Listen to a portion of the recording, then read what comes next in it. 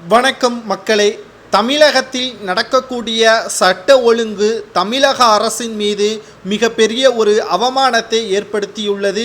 திமுக ஆட்சிக்கு வந்தால் இதுதான் நடக்கும் என்பதற்கேற்ப ஒவ்வொரு நாளும் தமிழக மக்களின் வாழ்வாதாரமும் தற்பொழுது வெளியில் நடப்பதற்கும் பயத்துடன் செல்கிறார். இன்று மருத்துவர் கத்தியால் அறுத்து கொலை செய்யப்படக்கூடிய சம்பவம் ஏற்பட்டுள்ளது என்றால் அதற்கு தமிழக அரசுதான் காரணம். சட்ட ஒழுங்கு சீர்கேடு. ஒவ்வொரு கட்சிகளும் திமுகவிற்கு எதிராக குற்றச்சாட்டுகளை முன்வைத்திருக்கிறார்கள்.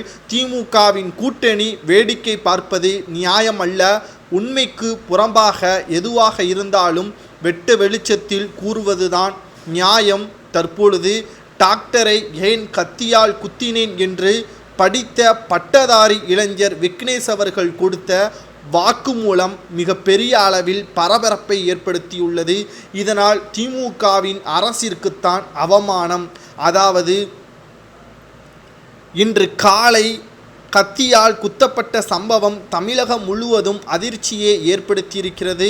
மேலும் மருத்துவர்கள் சங்கமோ சேவை செய்யும் எங்களுக்கு பாதுகாப்பு இல்லை என்ற கேள்வியுடன் மிக அவசியமான சிகிச்சைகளை தவிர பிற வழக்கமான மருத்துவ பணிகள் மேற்கொள்ள வேண்டாம் என்றும் அரசு டாக்டர்களுக்கு அறிவுறுத்தியுள்ளது. இதனால் தமிழகம் முழுவதும் டாக்டர்கள் வேலை நிறுத்தமும் செய்திருக்கிறார்கள். அதாவது என்ன நடந்தது என்பதை நாம் பார்க்கும் பொழுது கிண்டி பன்னோக்கு மருத்துவமனையில் இன்று காலையில் ஒரு நபர் நேரடியாக மருத்துவர் அறைக்கு சென்று அடித்து அவரை கழுத்தை அறுத்து கொலை செய்வதற்கு முயற்சி செய்துள்ளார். மேலும் அவர் தப்பித்து செல்ல முயற்சி செய்யவில்லை, நான் தான் கழுத்தை அறுத்தேன் என்றும் கூறி சரணடைந்துள்ளார். இதை பற்றி அவர் கூறும் பொழுது மிக யதார்த்தமாக அவரை போல் நாம் பேசலாம். அதாவது எனது அம்மா பிரேமா, அவர் நுரையீரல் புற்றுநோயால் பாதிக்கப்பட்டிருக்கிறார். முதலில் அம்மாவை சபிதா மருத்துவமனையில் காட்டி வந்தோம்.